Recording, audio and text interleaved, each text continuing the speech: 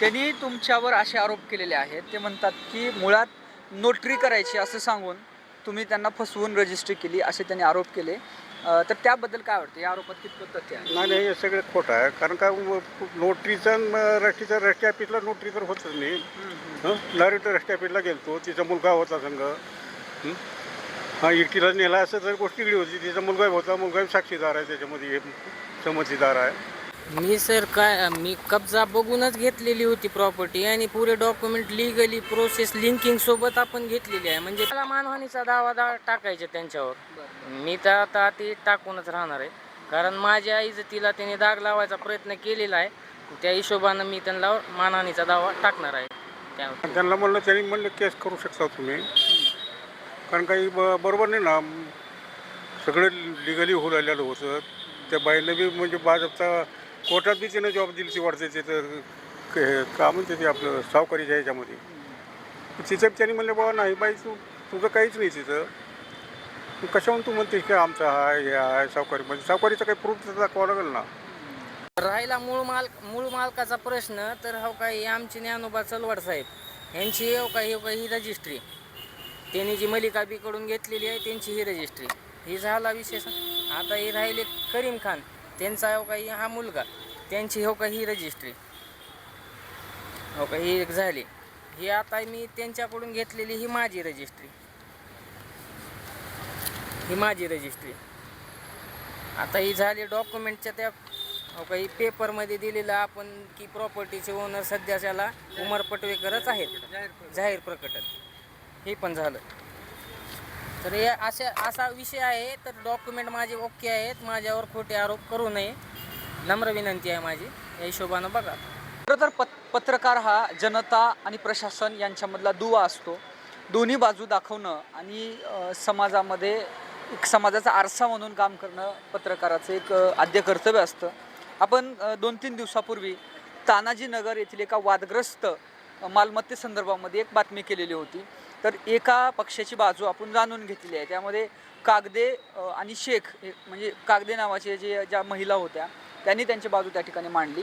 तर आपल्यासोबत आता ज्ञानोबा चलवाड आहेत. आपण त्यांच्याकडून जाणून घेऊया की प्रकरणाची दुसरी बाजू काय आहे. त्याचबरोबर आपल्यासोबत उमर पटवेकर असतील किंवा त्यांच्यासोबतचे जे सहकारी आहेत, जे या वादग्रस्त मालमत्तेच्या अनुषंगाने त्यांची नावं त्या बातमीमध्ये समोरच्या प्रतिपक्षाने घेतलेली होती, त्यांच्या नावाचा वापर करून त्यांच्यावर काही आरोप केलेले होते. तर मला सांगा की नेमकं या आरोपामध्ये काय तथ्य आहे आणि तुमची बाजू काय आहे? मी अंदाजे 2009मध्ये कागदी करून प्रॉपर्टी खरेदी घेतली होती. 2-3 वर्षानंतर मला पैशाची जरूरत पडली. पैशाची जरूरत पडल्यावर मी त्यांना विचारलं, बाबा मी विकणार आहे, तुम्ही आहे का घेणार तुमचं? मग त्यांनी म्हणले माझ्यापाशी नाही पैसा, मी माझ्या जावयाला सांगते. मग त्यांचे जावई पठाण, ते पठाणला सांगितल्यावर पठाण आले माझ्याकडं ना, असं तुम्ही ती जे प्रॉपर्टी द्या रजिस्ट्री करून. मी त्यांच्याकडून मला वाटतं खरेदीच्या 2-3 वर्षानंतर पठाणला विक्री केली. पठाणने पुन्हा त्या ठिकाणचा ताबा वगैरे घेतला त्यावेळेसच. त्यांनी तुमच्यावर असे आरोप केलेले आहेत. ते म्हणतात की मुळात नोटरी करायची असं सांगून तुम्ही त्यांना फसवून रजिस्ट्री केली असे त्यांनी आरोप केले. तर त्याबद्दल काय वाटतं? या आरोपात कितपत तथ्य आहे? नाही, नाही, हे सगळं खोटं आहे. कारण का नोटरीचं रस्ते ऑफिसला नोटरी तर होतच नाही. डायरेक्ट रस्ते ऑफिसला गेलतो. तिचा मुलगा होता संग. हां, इडकीला नेला असं तर गोष्ट वेगळी होती. तिचा मुलगा होता. मुलगा साक्षीदार आहे त्याच्यामध्ये, संमतीदार आहे. आता हे प्रकरण न्यायप्रविष्ट असल्याचं सुद्धा ते म्हणतात. तर हे प्रकरण न्यायप्रविष्ट आहे का? काय स्टेटस आहे आता? लिगल स्टेटस काय आहे? त्याच्यामध्ये आमच्या तर वकिलांनी सांगितलं म्हणजे आपला काही पोजून त्याच्यामध्ये नाही. पठाणांची दोघांचं भांडण चालू आहे. बरं. आपल्यासोबत जे अजून सहकारी आहेत त्यांचे आणि या मालमत्तेशी संबंधित आहेत त्यांच्याकडून जाणून घेऊया. रसूल खान आहेत, त्यांच्या हातामध्ये त्या संबंधित मालमत्तेच्या रिलेटेड डॉक्युमेंट्स आहेत, पुरावे आहेत. मला डिटेलमध्ये सांगा की नेमकं हे प्रकरण काय आहे आणि आत्ता त्या जागेवर कुठल्या प्रकारचा न्यायालयाचा हुकूम आहे का किंवा प्रकरण न्यायप्रविष्ट आहे का? त्यानं 2021मध्ये कोर्टामध्ये न्यायालयामध्ये केस टाकली होती की असं आपलं जागा ह्याच्यात आहे. तर आपलं कसं झालं माहिती आहे का सर, 2021ला त्यानं केस टाकली, 2025मध्ये त्याची केस रिजेक्ट झाली. कारण त्याच्याकडं डॉक्युमेंट्स काही नाहीत, काही पुरावा नाही.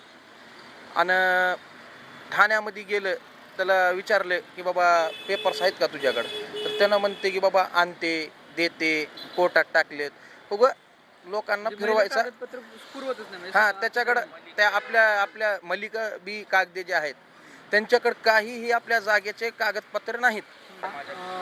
त्यांनी असा आरोप केला की हे प्रकरण न्यायप्रविष्ट आहे आणि तुमचे सहकारी आहेत त्यामध्ये उमरपट्टी वगैरे आहेत आपण त्यांच्याकडून त्यांची बाजू जाणून घेणार आहेत तर ते गुंडशाहीचा वापर करून त्या ठिकाणी येतात आणि शिवाय अशा प्रकारचे काही त्यांनी आरोप केलेले आहेत. हे दरवेळेस तसंच म्हणते ना, हे सगळं चुकीचं आहे. आम्ही काय तिथं गुंडागर्दी केली नाही. उगत कसं आहे त्याला ते जागा हडपायची आहे त्यामुळे त्यांना काही लोकांवर.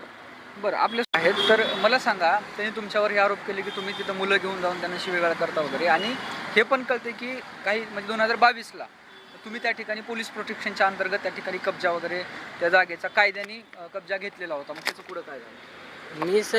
मी कब्जा बघूनच घेतलेली होती प्रॉपर्टी आणि पुरे डॉक्युमेंट लिगली प्रोसेस लिंकिंग सोबत आपण घेतलेली आहे. म्हणजे टोटल लिंकिंग चलवाड साहेबाची आहे, नंतर त्यांच्या वडिलाची आहे, वडिलाच्या नंतर ही वारसदार आहे, तर वारसदाराच्या थ्रू नंतर आपण पुरे डॉक्युमेंट असं चेक केले. 8मध्ये सिटी सर्वेमध्ये आपलं सगळं काही प्रोसेस वगैरे केलं. माझ्याकडे सगळे डॉक्युमेंट पण अवेलेबल आहेत आणि पोजेशनची फीस वगैरे भरून त्यांनी कायदेशीर कारवाई करूनच घेतली होती, जी की PI साहेबाच्या हातावर त्यांनी 2024 ते 23 या दरम्यानमध्ये घेतलेली होती. मग त्या हिशोबानं तर प्रॉपर्टीवर कब्जा प्रॉपर ह्यांचा असणार आणि कब्जामध्ये असलेली प्रॉपर्टी बघूनच आपण खरेदी घेतलेली आहे. मग जेव्हा आपण तिथं स्पॉटला गेलो, स्पॉटला जाऊन जेव्हा आपण बघितली प्रॉपर्टी, तर त्याच्यामध्ये माझ्यासोबत जी काही कामगार होते, कोणते कामगार जी की आता इथं काय कन्स्ट्रक्शन करायचे या जी काय करायची ती प्रॉपर मालक जर झालो मी तर मी काहीही करीन तिथं. तर त्या हिशोबाने मी गेलो आणि त्या लेबर लोकावाला ती सर्वे दाखवत होतो की असं मला इथं हे असं करायचे ती तसं करायचे. मग त्यांनी काय म्हणत होते की माझी प्रॉपर्टी आहे, मी मालक आहे, ही आहे. मी म्हणलं प्रॉपर्टीचे पेपर दाखव ना, तर का तर कागद दाखव बाबा, तुझं काय प्रॉपर्टीवर काय काय काय हिस्सा आहे ती दाखव मला.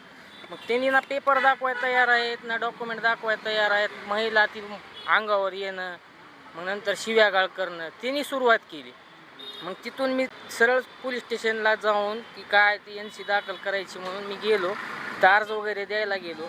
अर्ज त्यांनी माझं काय स्वीकारले नाहीत. समजा त्यांनी म्हणले समोरच्या पार्टीचे जी काय पेपर आहेत डॉक्युमेंट आहेत आम्ही चेक करू आणि बघतो.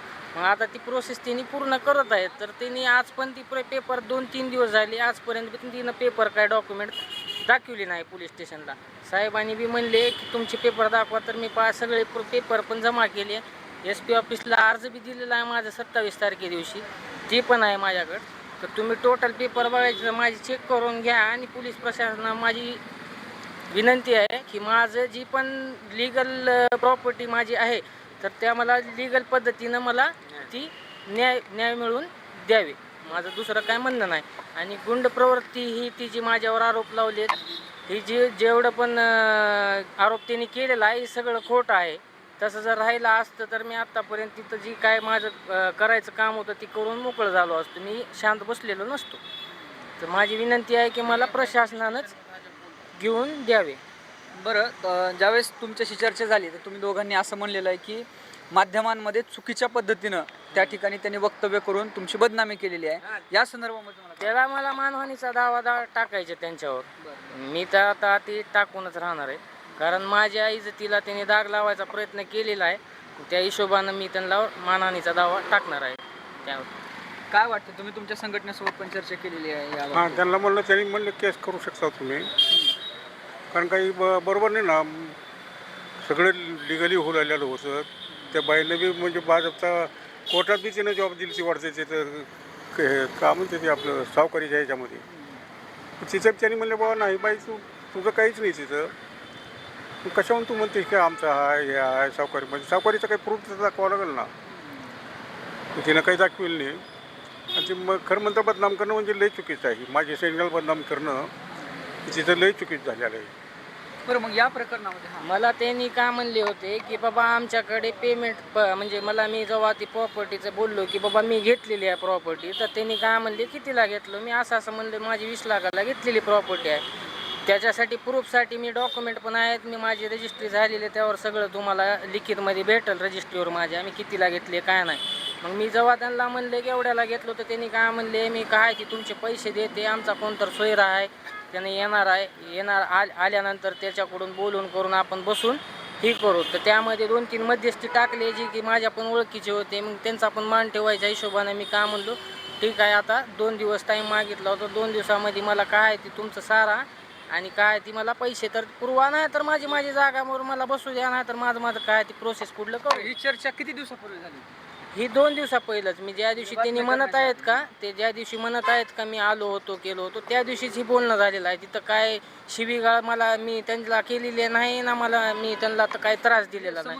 फक्त एक प्रेमानं मार्क काढलाय. ती कसं गोरगरीब परिस्थिती मला त्यांनी दाखवली, त्या हिशोबाने मी त्यांना काय त्रास दिलेला पण नाही आणि मला द्यायची इच्छा पण नाही. कारण गोरगरीबावर अत्याचार मला माझ्याच्यानं कधी करणं झालं पण नाही आणि मी करत पण नाही. त्या हिशोबानं मला फक्त एवढंच म्हणायची, त्यांनी 20 लाख रुपये देतो काय तुमचे 2 दिवस राहू द्या म्हणले. 2 दिवस म्हणल्यानंतर मी थांबलो आणि 2 दिवसानंतर त्यांनी न्यूजवर काय बोलले की बाबा मी 20 लाख रुपये द्या, नाही तर मी कसं घरात घुसतो, मी ही करतो ती करतो. तेवढं मला बोलायची गरजच नाही ना. मला जर घ्यायचंच असलं असतं मी तवाच केलो असतो ना, मी आलोच नसतो ना परत. मला करायचंच नाही ना, ती मला वाद घालायचाच नाही आहे ना. माणसं आणायचं, ही आणायचं, ती आणायचं. मी कुणाला आणलं नव्हतं. सगळे माझे जेवढे पण लोक सोबत होते त्यातले माझ्यासोबत 1-2 माझे मित्र होते आणि बाकीचे सगळे कामगार लोक होते. ते धमकी दिली माझ्याबद्दल. त्यांना एक प्रूफ दाखवा म्हणावं. माझा नंबर नाही त्यांच्याकडे. त्यांची माझी तोंडी ओळख तर देखील नाही.